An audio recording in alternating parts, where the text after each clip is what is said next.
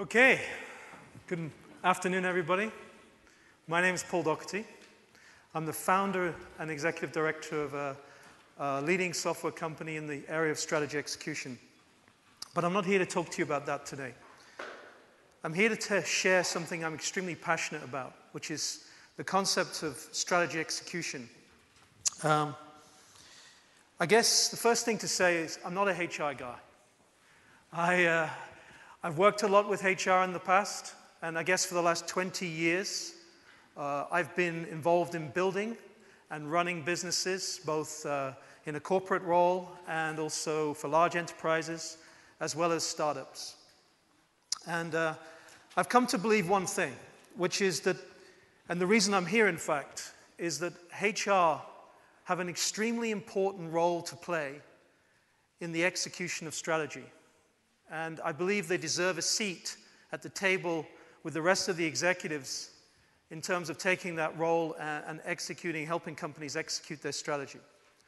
Over the next 40 minutes or so, I'm going to share with you the lessons I've learned working with over 100 different organizations, with the executive teams of those organizations, with smart and very passionate people who've really developed some very effective strategies for delivering the results for their company. Before I start, I would say that whilst I believe HR have a significant role to play, the evidence suggests that there's not yet the maturity, that HR is still focused largely on a transactional orientation rather than strategic orientation. I think some recent DDI research suggests that about 12% of organizations believe that their HR strategy is fully aligned with their business strategy. And what I'd like to do is take that a step further and explain today how you can, as part of the organization, as the HR organization, how you can help your organization execute more effectively on its strategy. How you can transform your existing performance management system into a strategy execution system. So, let's start with a little bit of data. I think most people in the room will be aware that execution, many companies are not so successful with execution. In fact, there was a survey undertaken by Kaplan Norton with the Harvard Business Review, and they referred to some Deloitte research in which they'd surveyed over 1,000 companies in a 5-year period. And they determined what percentage of those companies actually delivered on a substantive part of the promises they'd made to their shareholders. And the answer was less than 10%. This is of the global 5,000 companies, 1,000 of those companies as a survey. So that gives you some idea of the struggle that organizations have today with execution. So let's think about it a little bit from the executive perspective. What do you think it is that CEOs most passionately care about? Is it the things you'd expect? Is it revenue, profit, growth, customer satisfaction, quality? These are the sort of things that you would expect them to care about. But in reality, what they care about, as evidenced by this survey, this is a survey done by the Conference Board. It's a Canadian survey company that surveys 500 of the global 5,000 CEOs every year to identify their top 10 priorities. Their number one and number two priority for the last decade, year in, year out, has been the ability to execute. You'd think that this would be, if this problem was the same problem year in, year out, why does this problem still exist? And I think it's because that the problem is multifaceted. It takes a lot of time and a lot of energy to understand what's going on. And I've been spending the last 20 years trying to figure out what is it that we have to do to be able to execute more successfully. So if you look at the reality is not only is execution the number one CEO priority, but from their perspective, the kind of challenges you have are the kind of challenges that HR can help with. Poorly communicated strategy, unclear accountabilities, poorly defined roles, responsibilities, and inadequate sort of monitoring and performance, following up of performance. So I believe there's a key here to explore. But before we get into the detail, I want to unpack this problem a little more. I want to break down for you what the real challenges are in execution. So, first thing, it's maybe a little bit interesting to relate a story here. When I was before I started iNexus in the 90s, I was responsible for a major operational excellence program in a large telecom supplier. And this is a UK-based company, but it's a global organization, about 8 to 9 billion in revenue, dollars. And the question that I was interested in preparation for a management conference, I asked my boss, who was the CEO of the business, I said, "Look, Mike, you launched your strategy at the beginning of the year. Mike had 10 objectives. You can imagine the PowerPoint that the CEO has these 10 objectives, and he tells everybody, this is what we're going to achieve for the year." And we took those 10 objectives, and that was in January. It's now the end of March, and every leader in the organization has gone through a performance appraisal process, goal setting, and they've cascaded through the organization these objectives. I bet you everybody in the room is involved in a process like this, or helps facilitate a process like this. But we had a management conference of the top 200 managers of the business in April. And in preparation for that conference, I suggested to Mike it might be interesting to understand how well aligned the team were behind his objectives.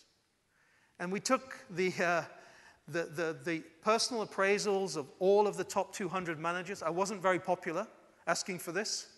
And we took it all and we put it up on the wall of the hotel, like a conference room wall like the one we're in now. Mike's at the top, next level management, next level management. And then I tried to draw the lines between the goals to try to make sense. I mean, I'll let you think a little. How many people in the room imagine it was all good, that everything was aligned? I suspect not many. In fact, the reality was there were directly contradictory objectives. People had objectives that were nothing to do with Mike's priorities. This is not a surprise. This is reality. And in fact, in most organizations, the goal cascade process is the first real challenge we have. And we call it the 10% problem. When we mean the 10% problem, we mean that less than 10% of the people in the organization can articulate how their goals relate to the organization's objectives. And what does this mean? This means that 90% of the energy of the organization is not focused in the right direction. Seriously challenging for me. I think this is the first challenge. So how do we deal with this problem? That's one thing. The second thing is the execution itself. So what happens? We break all our goals down. We end up with a set of initiatives and actions that we need to take. But we all live in the real world, and the real world is very busy. We call it the whirlwind, the day-to-day, the day job. And I'd like to, can you do a quick hands up? Anybody in this room who's not busy at work? In fact, I've never met somebody who's not busy. In fact, if we took away doubled the time we all had, I bet you we would still be busy. So the reality is the time we have to actually execute the strategic actions is never what we want it to be. So this living, if you like, let me move this forward, put this back on slideshow. Thank you. This living in the real world means that the second problem is what we call the urgent, not important problem. You know, urgent work will always win. The day job always wins. And there's a little bit of a truth in this. Why does that happen? That happens because what we get rewarded for is getting stuff out the door. It's rarely that we've made that linkage directly to compensate us for the outcomes that are strategic. And in fact, if you think about it, again, HR has a big part to play in making sure that people are rewarded and recognized for the strategic outcomes, not just for the business as usual. And finally, the other major process that every business has is the ability to find out where you are. Now, another little exercise I remember from my Marconi days was taking the top, all of the indicators used by the business, all the KPIs used by the business, and organizing them into the traditional balanced scorecard levels, so finance, customer, learning and growth, people. And then where do you think the majority of the indicators were? In the leading people and process, or in the finance and customer? More in the finance. In fact, 75% of the indicators of a global, FTSE 100 company were in the area of finance and historical reporting. This is interesting because what it says to us is the majority of information we have is telling us about what's already happened. We call it the rear-view mirror problem. When we're looking, we can't see forward, we can only see backwards. We can only look and slice and dice what's happened in the past. That gives us some clues, but it doesn't tell us if our strategy is executing. In fact, I would be a little bit more bold. I would say that what we define as strategy is not what we write down on paper. It's what we spend our money on. It's what we invest, which projects we start, which initiatives we're running. And if those initiatives are not on track or moving us towards our goals, I guarantee to you the result you get will not be the difference from the year before. So, this kind of summarizes for us the underlying challenge. Ensuring alignment and accountability, maintaining a laser focus in the whirlwind, this constant churn that you find of being busy, and being able to look forward, not just backward. So, I believe that HR has got a big part to play in this, but I think there are some tools that are emerging to change the world to help apply this concept and make it reality. But before I do that, I want to introduce you to the least well-known $18 billion company in the world. And before I even do that, I'd like to spend a second about a second problem. The second problem I'd like to describe, everybody, we just discussed this off-site strategy day, building our goals, cascading them. There's a second problem that every company faces when it's executing strategy. And that's the fact that the budget, which is how we divide and economically align the resources of the organization, rarely lines up with the goals of the organization. And the reason for this, who's been involved as a HR organization even in what we call the budget dance on a yearly basis? What I mean by the budget dance is this process by which everybody tries to game the system. And what they do is at the beginning of the year, the budget, they say, please give me your budgetary numbers. How many people, what resources do you need for next year?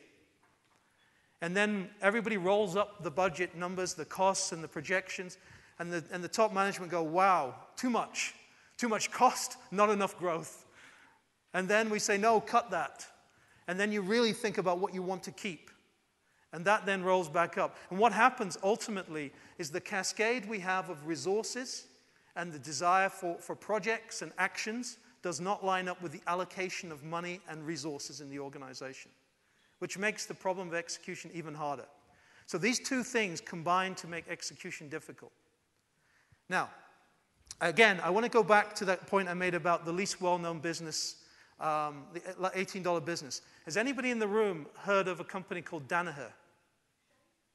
Danaher Corporation. They're an American organization, started in 1969. They're listed on the S&P in the US. And I would say, apart from being the most profitable company in the world, they're also one of the most interesting companies in the world. They're an industrial conglomerate. They make the kind of products that businesses need but are very boring. I apologize to Danaher, but they're not the sort of sexy kind of products that everybody would kind of consumer things that people might know about. They're the kind of industrial products that people make, and they make a lot of different types of products. But they are the single most successful company in the world, in my view.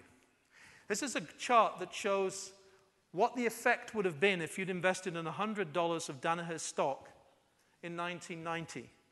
And last year, they outperformed the index yet again. And the question is, why are they so successful as a company? This is obviously a rhetorical question because I'm going to try to give you the answer. The reason they're so successful, as defined by Lawrence Culp, who's the CEO of the Danaher business, is because they have what they call the Danaher business system. And behind the Danaher business system is the combination of a fanatical focus on lean, which is the waste reduction and the process, combined with a concept known as Hoshin planning. Can I ask anybody in the room who's heard of Hoshin planning to put your hands up? Okay, that's about what I expect, but to be honest, that's the good news. I'm bringing to you an idea, I hope, which you will find very useful. What Hoshin planning is a systematic way of effectively staying focused when you're in the whirlwind.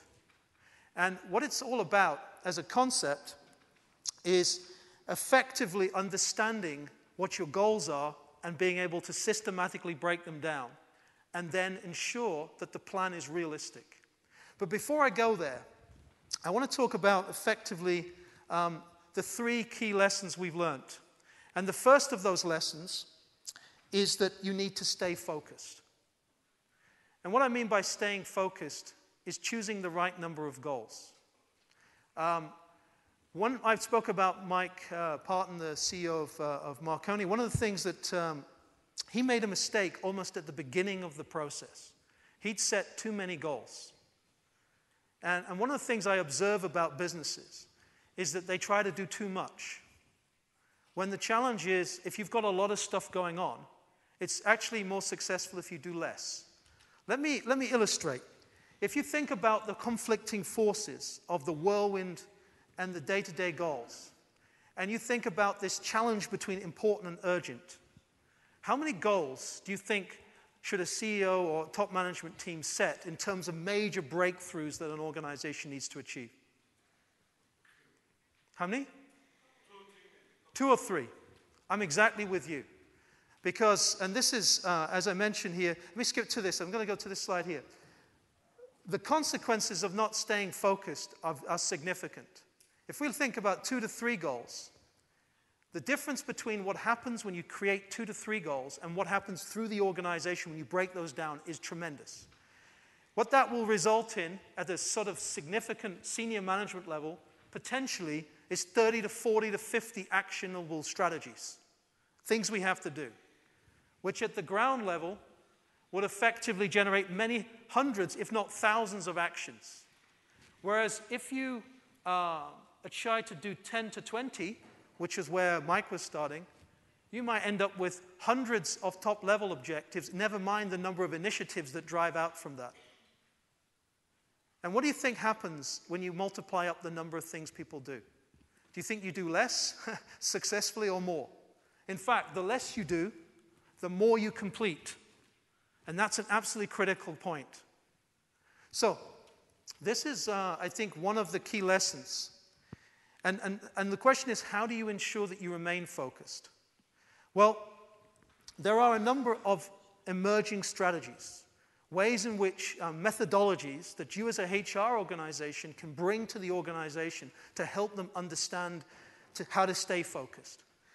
Whether you use, for example, Franklin Covey's 4 degrees of execution, or whether you use the concept of strategy mapping and balanced scorecards, or whether you use a concept called Hoshin planning, which I introduced with Danaher, you need a way of getting to key focus. And I'm going to talk more about the Hoshin model, because I believe that's the one which offers the most promise to organizations. Because it's a way, really, of forcing a dialogue in the organization and making that process of cascading objectives not just generate 10% of people who are aligned and bought in and aligned, but 90% of people are on that way. So let's introduce this concept. Hoshin Kanri is an idea that actually originated in 1960 in Japan. So it's been around for a while. In fact, it was first identified by Bridgestone Tires, who were looking at the long-range planning processes of Japanese companies for a Deming report that they were putting together for a quality award. And it remained to be adopted largely by Japanese companies for 20 or so years. In fact, Toyota were one of the few companies that really made it successful. And it came to the US in 1987 or something like this through a subsidiary of HP. And for a number of years, the main companies implementing this, you could write on one hand or maybe 2. And those companies were amazingly successful as a result of using this approach. But people didn't really know it existed. In the last 24 months, in the US and Europe alone, there has been a massive increase in the use of Hoshin planning. To give you some idea, this is just some of the companies we've been talking to about the process. We believe now that from less than 1%, it's about 10% of the global 100 and maybe 20% of the Fortune 500 companies that are applying this approach. So what is it and how does it work? It's really an obvious process.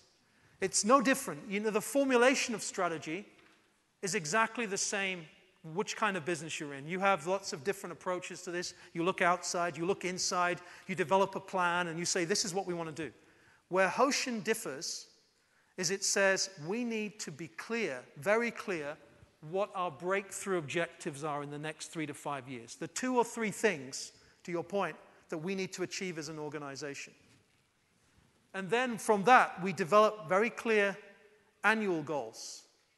And then we cascade. So at the surface, it looks just like the kind of process that you do anyway in every business. Except in the Hoshin world, the development of the goals is a collaborative exercise. It's done in a way with a process called catch-ball planning. Catch-ball planning is one of the ways to avoid what happens in most organizations, which is I give somebody a goal. I'm the CEO, I give you a goal, the VP sales a goal of growing sales by 30%. VP sales says, hang on, I need to put in my goal of 40%. And then he gives it to sales directors and they make it 50%, and suddenly it becomes totally and utterly unrealistic as a plan. What Catchball says is I give you a plan, I don't get a response from that until you've worked out with the team what's possible, and then we agree and target that. So target setting is a collaborative team-based process. Secondly, it introduces a number of formats for developing a plan that put the whole plan on one page. What's called in the Hoshin world an A3 for the size of the paper that you use to do it, or the conceptual paper you use to do it. And then finally, what Hoshin brings, which is extremely important, and one of the key things that we've learned, as well as essentially being able to focus, and is closing the loop. What it does is it ensures month by month that we track progress towards the strategy. This is, for me, the most important difference.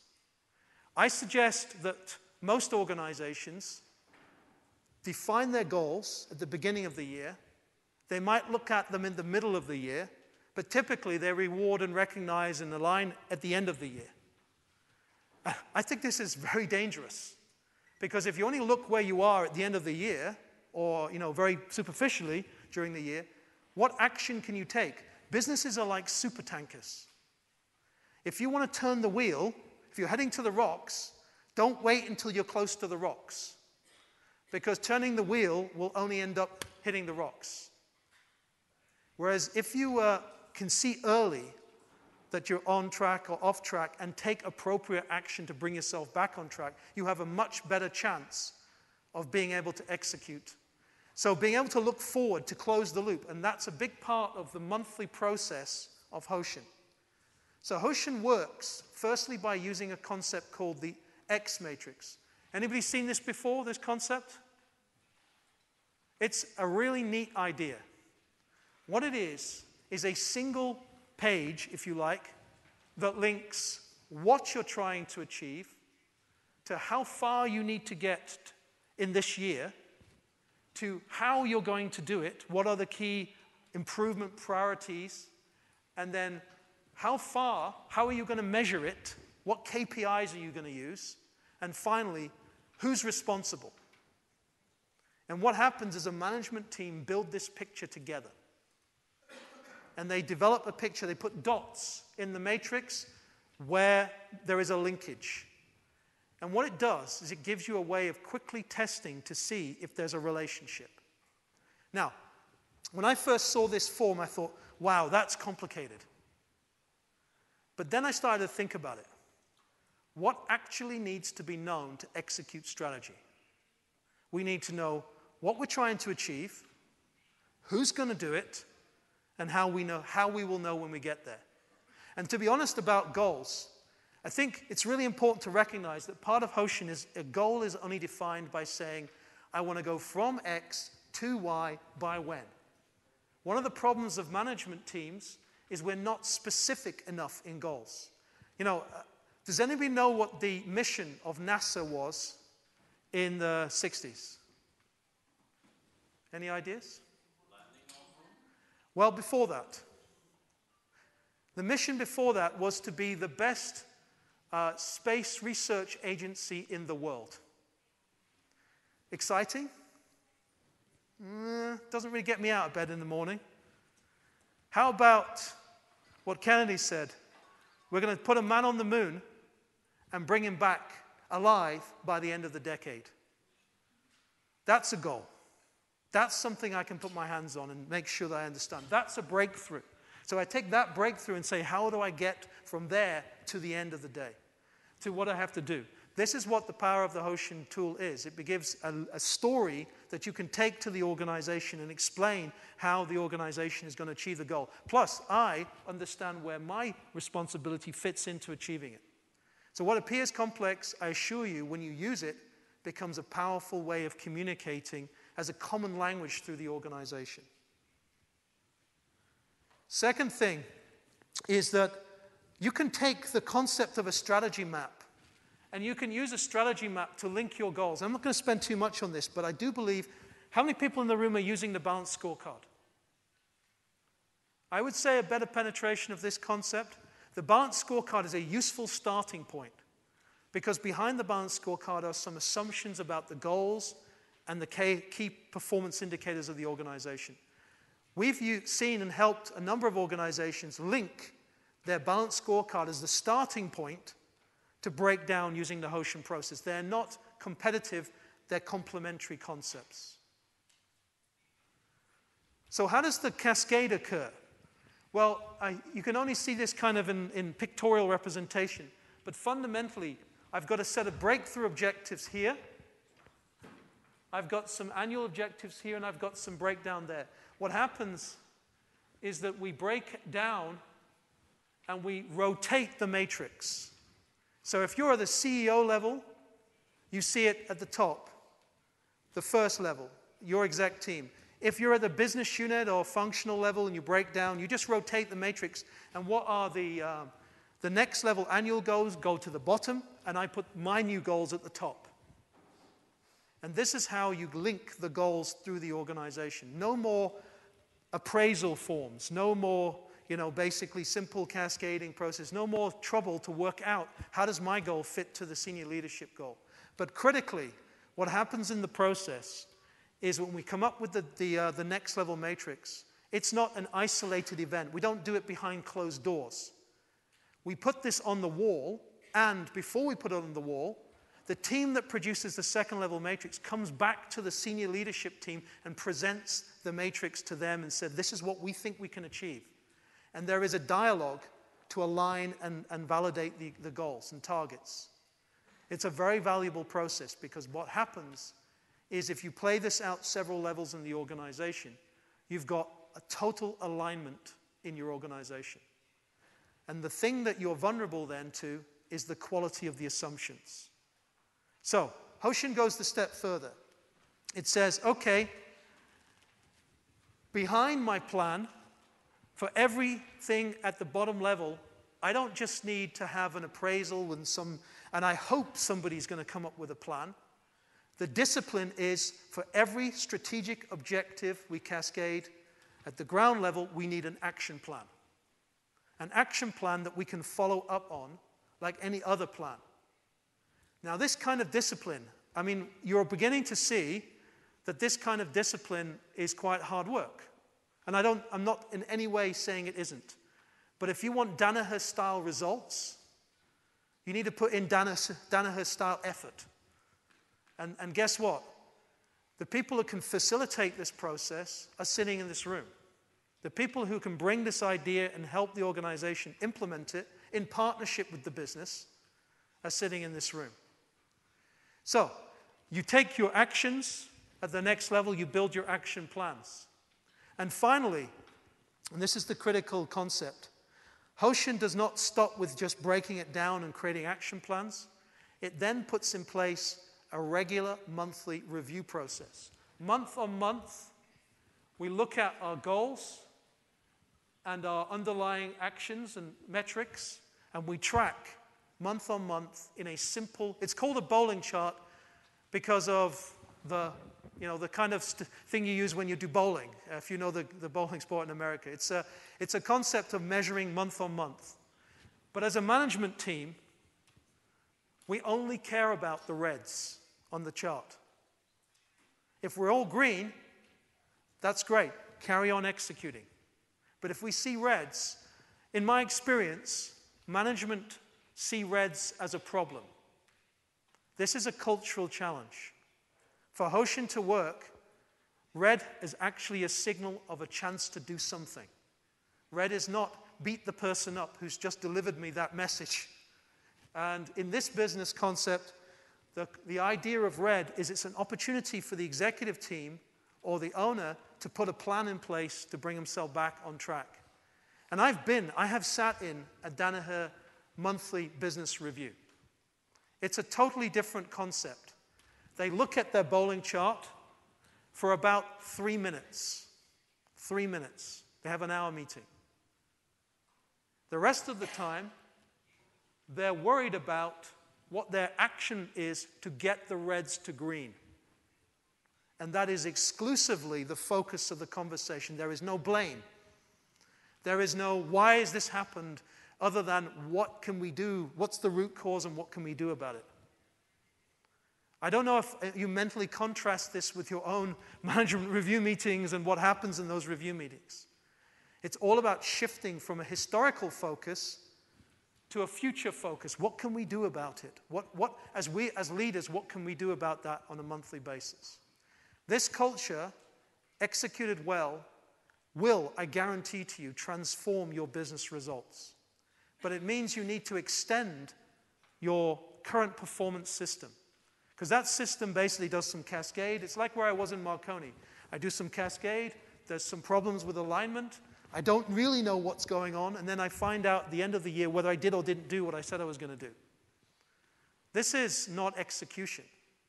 Execution is bringing that discipline to break it down, plan the actions, and follow up regularly as you go forward through the year to see if the targets are hit. But the problem, the problem, if you like,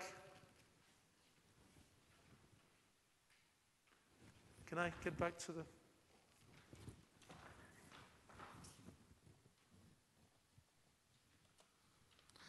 The problem, if you like, is that the heart of the challenge is instigating a heartbeat in your organization. What do we mean by a heartbeat? I mean a constant, regular refresh that says, as a management team, as an organization, are we laser focused on execution?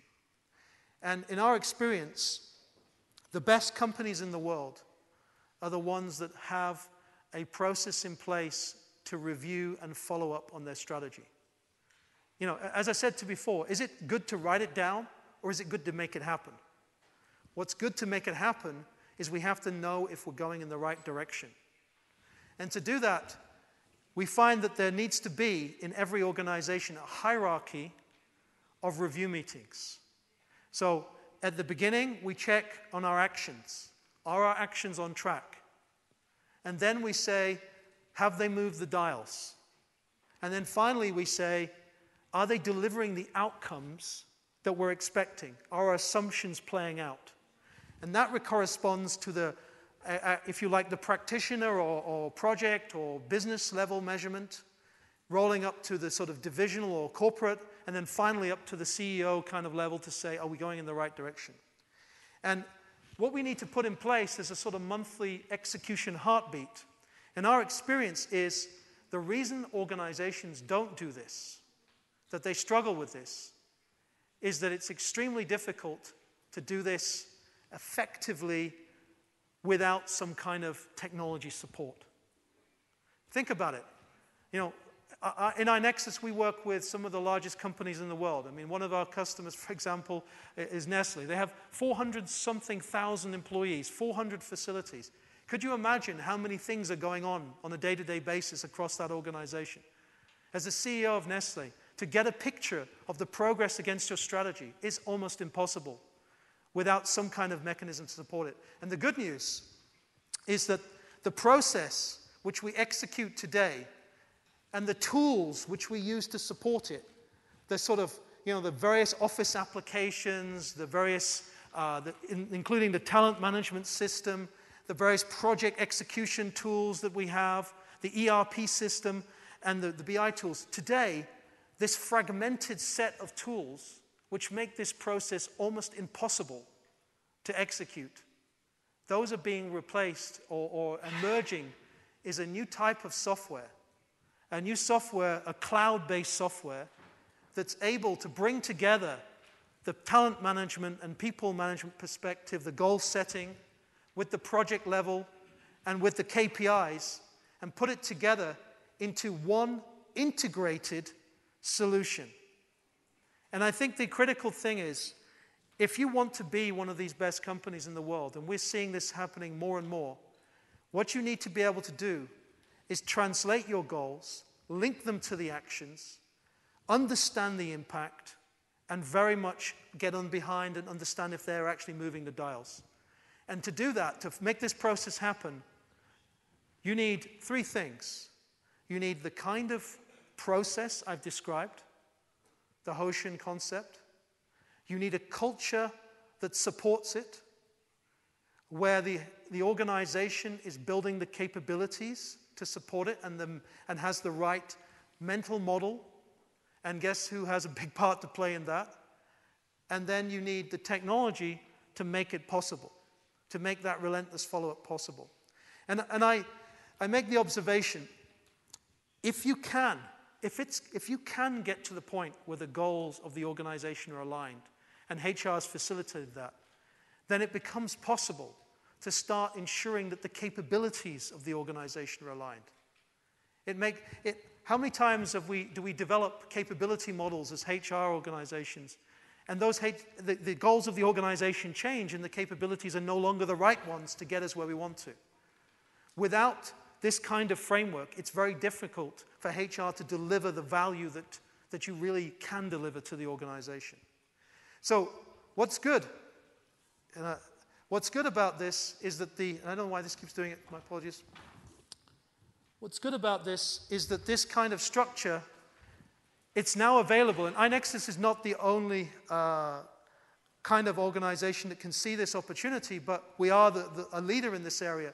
It's now possible in one tool to bring all of these pieces together. The tool that can actually support your performance management system becoming a strategy execution system. A tool that can integrate with your existing talent management tools and your existing ERP systems. And my key message, and I don't want to spend too long on this question, my key message is this. At the end of the day, strategy execution is the number one CEO priority. As HR, you have a massive role to play in ensuring that the organization is aligned with the strategy. We talk about HR becoming strategic. We talk about the concept of making sure that the goals are aligned and the capabilities are aligned. But what we need is an approach that's going to help us do that. Hoshin is the de facto emerging approach that, if you want to bring the latest concept to your company, is proven in some of the most profitable companies in the world, the ones that are generating the best results. But it requires a cultural backdrop. It requires the right behaviors, as well as the right process and the right tool, and to make tough choices at an executive level about goals. And that requires facilitation. It requires the HR organization to become the business partner to help that process in choosing the right goals. And it ultimately means that if you can, stay focused, and look forward and follow up relentlessly, I believe that the organization will achieve far more of its outcomes and, more importantly, deliver the benefits and value that the shareholders or the stakeholders are looking for. And as a side effect, I think you'll be very pleased to know the HR organization will become increasingly valuable and relevant and important to the organization because you become the way that that happens. And that's basically the summary of what I wanted to cover today. Can I ask if there's any questions? Before I take a few questions, I want to offer a few things. If you want to learn more about this concept, then I would be very pleased if you could visit with Tansel, Alpan, and the tourist team at their stand. They have a lot more information to share. You can also get an electronic podcast version of this presentation to share with your colleagues. And I think a lot of organizations, if you want to learn more, we'd be very happy to help you with this. I feel privileged to be the first person to tell such a good audience of people about this idea, and I hope that I come back in a few years' time, and when I ask how many people have heard of Hoshin planning, not 2 hands, but 80 hands, or maybe the whole room. That's my hope. And I hope to see great results as well from your business. Any questions? Okay, then I thank you for your time.